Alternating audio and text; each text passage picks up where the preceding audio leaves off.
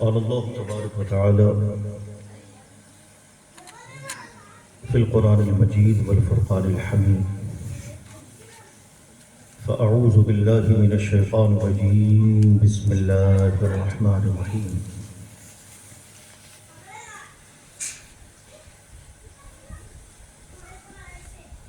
ومن أعرض عن ذكري فإن له معيشة ضنكا آمنت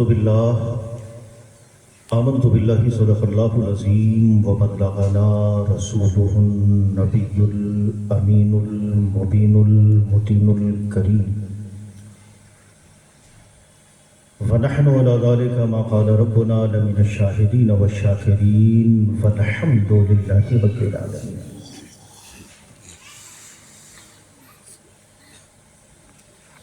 آئیے جی لگا کر ایک مرتبہ درود پاک پڑھنے. اللہم صلی علی سیدنا و سیدنا محمد وعلى آل سیدنا محمد بارک وسلم کما تحب و ترضى بأن تصلی علیہ. صلو علیہ صلاۃ و سلام علیک دائما یا رسول اللہ یا حبیب اللہ صلی اللہ تعالی علیہ وسلم.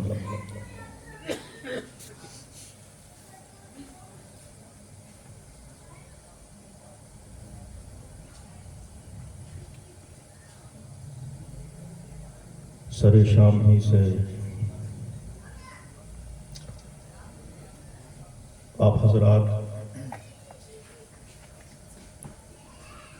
اس بزم میں شریک ہیں اور صاحب خانہ کے مطابق اس مجلس کو 9 بجے تک ختم ہو جانا تھا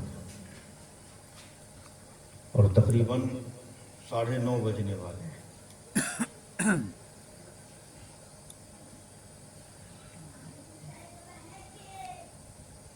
بہرحال کسی طول طویل گفتگو کی گنجائش قطعی نہیں ہے. ایک طویل نعت و منقبت کا سلسلہ خطاب بھی آپ سماعت کر چکے ہیں.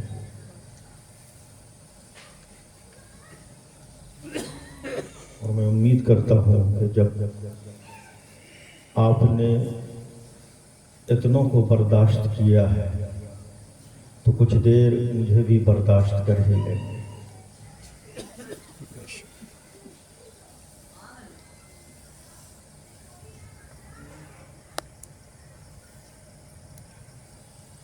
جیسا کہ ہم اور آپ سبھی جانتے ہیں کہ آج کی یہ مجلس یعنی مجلس مولود شریف، اس کے انعقاد کا سبب وجہ غرض و غایت یہ ہے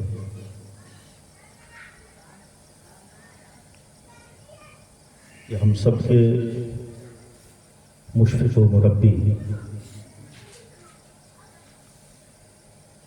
عالی جناب نور الحسن صاحب میکش بھاگلپور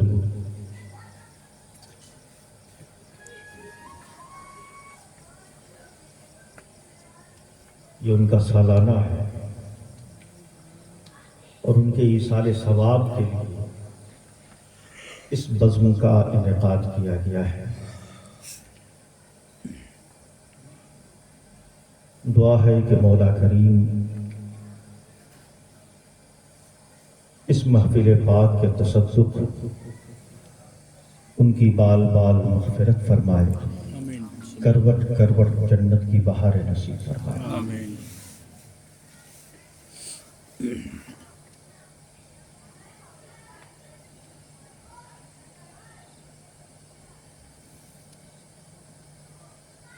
اللہ تبارک و تعالی کا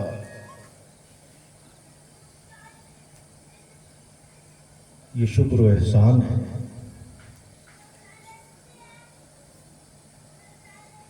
کہ اس نے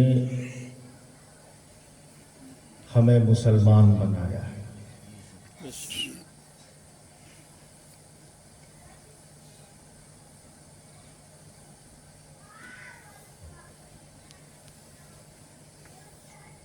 اس نعمت عظمیٰ پر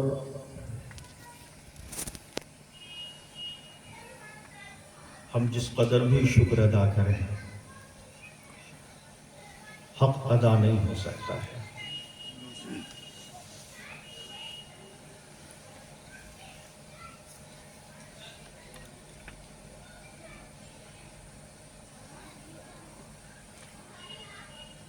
مسلمان ہونا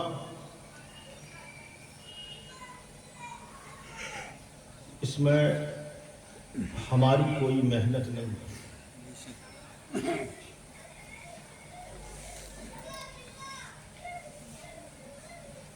یہ صرف اس کا فضل ہے۔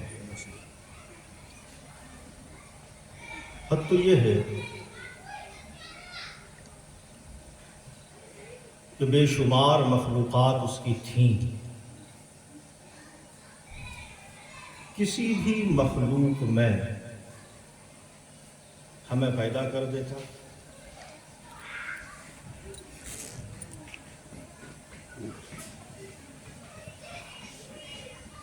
پتھر بنا دیتا، درخت بنا دیتا، درخت کا پتا بنا دیتا، پہاڑ بنا دیتا،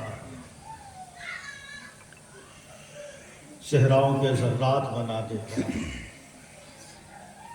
کوئی جانور بنا دیتا، ہم کچھ نہیں کر سکتے تھے۔ فعال لما یرید، جو چاہا اس نے کیا، لیکن اس نے قربان جائیں اس کے جود و عطا پر کہ اس نے ہمیں اور مخلوقات میں پیدا نہیں کیا، بلکہ جو اس کی بہترین مخلوق تھی، یعنی اشرف المخلوقات، اپنی بہترین تخلیق میں اس نے ہمیں بنایا ہے۔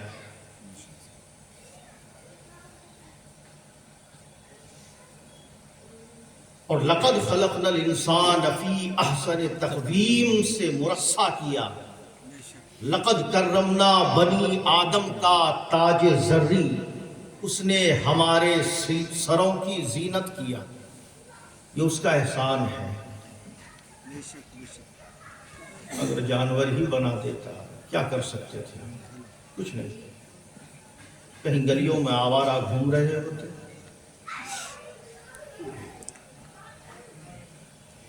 انسان بنایا، تو یاد رکھیں میرے دوستو،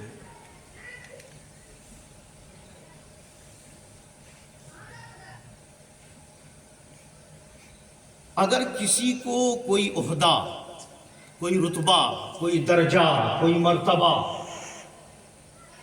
ملتا ہے اور وہ اس کے تقاضے کو اگر پورا نہیں کرتا ہے تو خود بخود اس درجے سے گر جاتا ہے۔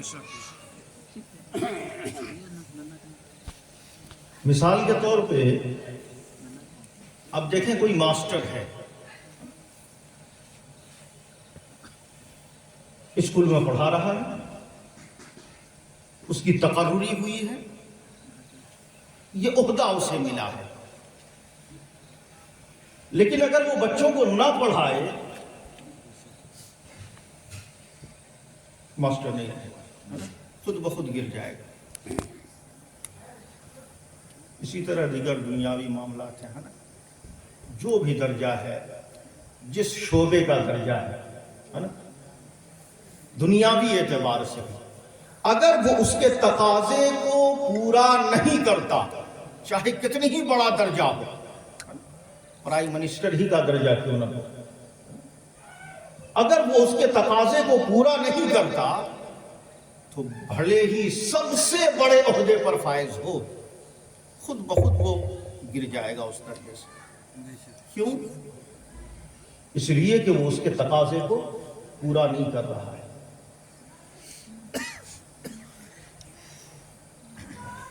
ہم سوچیں اور غور کریں کہ اللہ نے ہمیں جانور نہیں بنایا ہے، انسان بنایا ہے، اور جانور اور انسان میں فرق ہے۔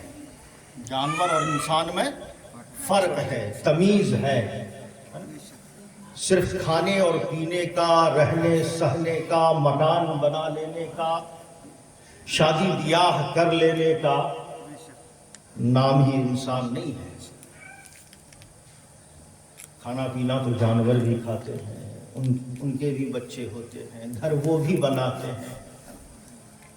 بلکہ میں آپ کو بتاؤں کہ ہم سے زیادہ خوبصورت گھر وہ بناتے ہیں، دیکھ کر عقلیں حیران رہ جاتی ہیں کہ ایک چھوٹا سا پرندہ، بلکہ آج ہم کروڑوں کا گھر بنا رہے ہیں، کروڑوں روپیہ لگا رہے ہیں۔ ہم نے دیکھا ہے بڑے بڑے بنگلوں کے اندر جہاں لوگوں نے اربوں روپیہ لگا کر اپنے گھر کو بنایا ہے، اس کی آرائش و زیبائش کی ہے، جنت نظیر بنایا ہے، لیکن مزید جب اس کی تشفی نہیں ہوئی تو اس کی زیبائش کے لیے ان گھروں کے اندر ہم نے دیکھا کہ مصنوعی گھونسلے بنے ہوتے ہیں، لٹک رہے ہوتے ہیں، مصنوعی چڑیوں کے گھونسلے لٹک رہے ہوتے ہیں۔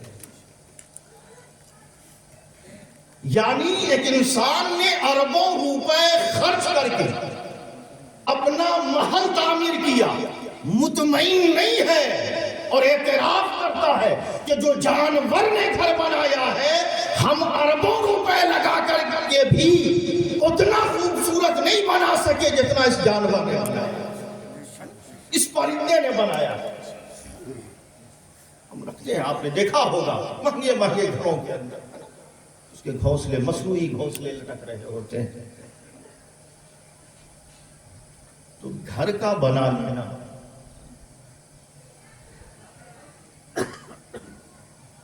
صرف یہ انسان کا کام ہے۔ اللہ نے ہمیں انسان بنایا، یہ اس کا کرم ہے، یہ اس کا کرم، یہ ہماری کمائی نہیں ہے، ہماری اس میں کوئی محنت نہیں ہے، بلکہ یہ صرف اور صرف اس کا فضل ہے کہ اس نے اپنے فضل سے ہمیں اپنی بہترین مخلوق میں پیدا کیا۔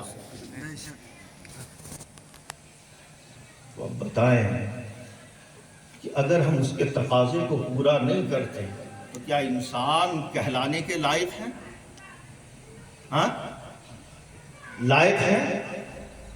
اور یہی وجہ ہے، یہی سبب ہم اپنی زبان میں بھی بولتے ہیں، اپنی بولی چالی کی عام زبان میں، اگر کوئی ظلم کرتا ہے، کوئی غلط حرکات و سکنات کرتا ہے، کوئی غلط حرکت کر جاتا ہے، انسان نہیں ہے، بولتے ہیں کہ نہیں؟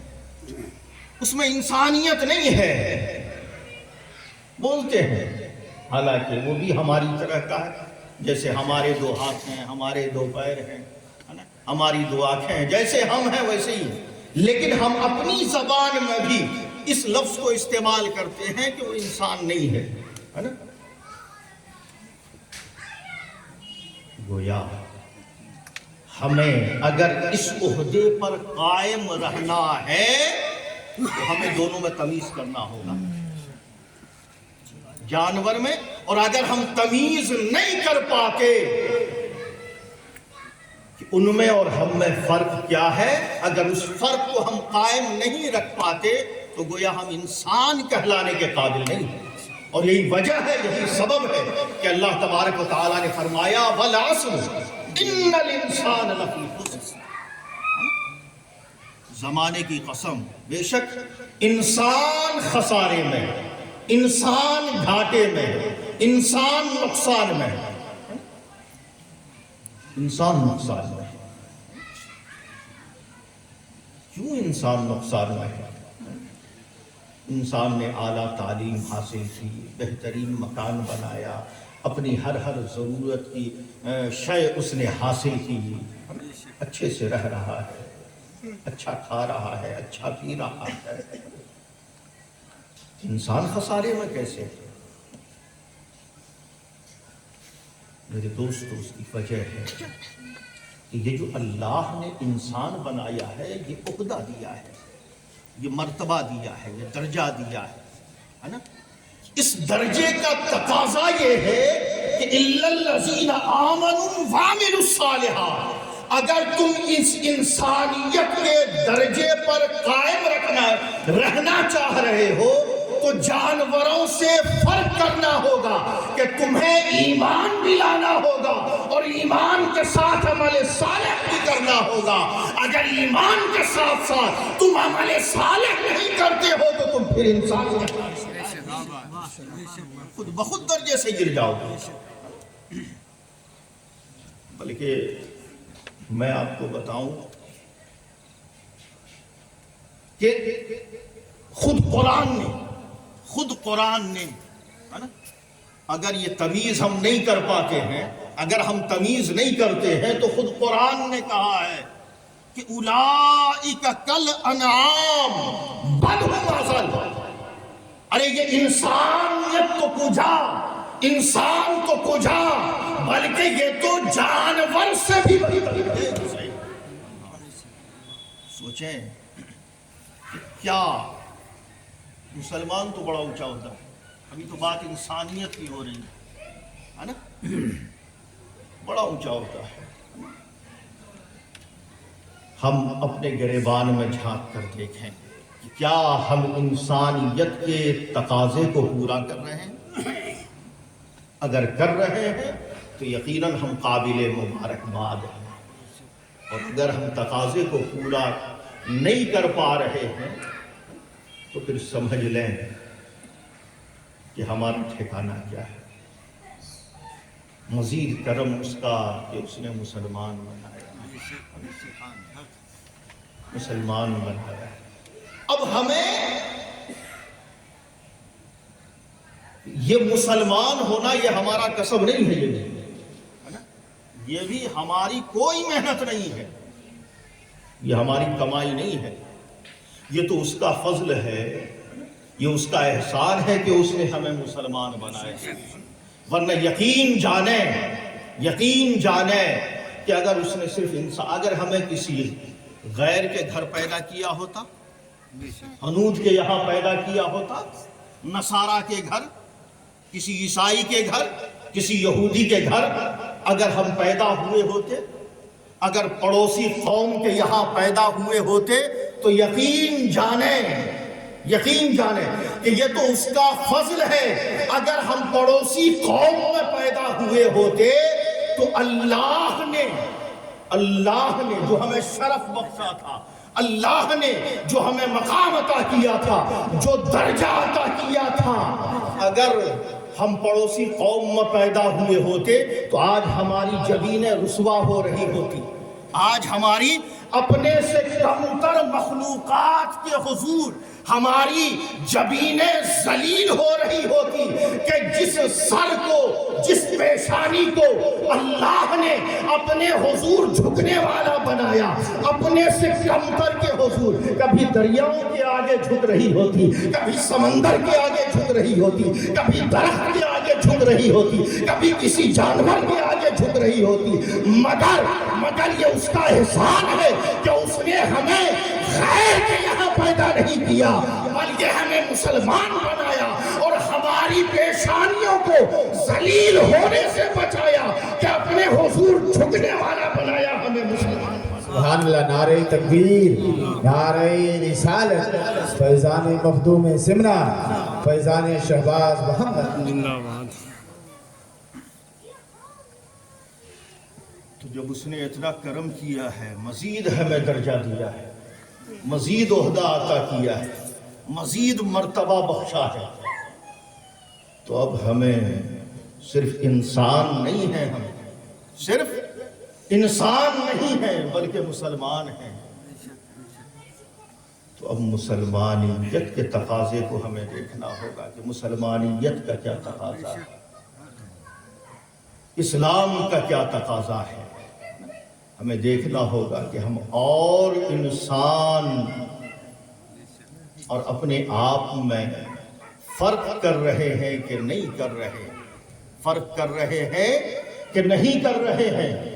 اگر دونوں میں فرق ہے تو ہم قابل مبارکباد ہیں، اور اگر فرق نہیں ہے، جیسے ان کی جو حالت ان کی ہے وہی حالت ہماری ہے، وہی حالت ہماری ہے، تو یقین جانیں پھر سوائے ذلت و رسوائی کی اور کچھ ہمارا مقدر نہیں ہوگا۔ وقت نہیں ہے کہ میں